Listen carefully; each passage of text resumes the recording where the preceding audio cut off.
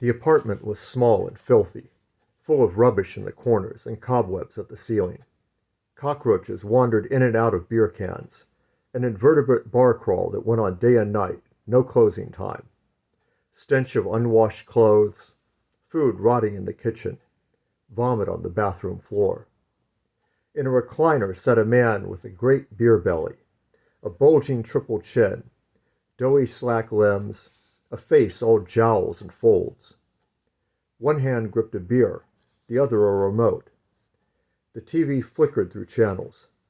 It paused on a game show, then a sitcom, and stopped on a public access channel. A Wednesday night church service was live.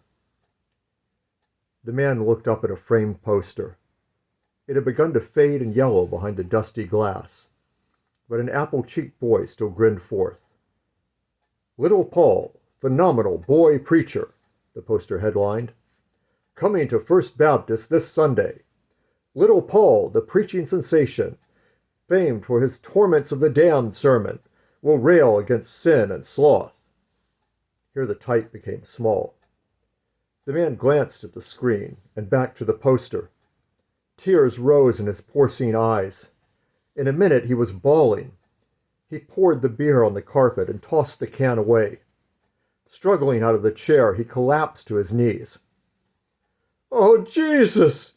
he wailed, restlessly lifting his face skyward or hanging his head to the floor. "Forgive your servant Paul. I have sinned, Lord. 40 years in the wilderness of strong drink. Jesus!" Paul staggered out to his car. He swerved down the road to a church where he used to preach, and where toward the end he was dragged to preach. There were some cars in the lot, and lights on in the church. Lunging through double doors, Paul slurred, "I must testify!" People turned to see Paul. He stumbled down the aisle and displaced the pastor from the pulpit. The pastor gave way peacefully, content to stand nearby with a nervous twitch. "My friends," Paul cried, "this is a day for rejoicing. Jesus has saved me from demon beer. The witch's brew that is Satan in a can has held me captive, but the Lord has set me free." Paul continued for a while, recycling this one idea with new rhetoric. People listened or chatted quietly. At last the pastor approached Paul, whispering to him. "Not yet, please," Paul begged. He turned back to the congregation. "Let me tell y'all about the torments of the damned, the squirming and the screaming." Some men helped the pastor lead Paul out, preaching as he went. When the pastor returned, a first-time visitor asked, "Wow, Reverend, was that little Paul?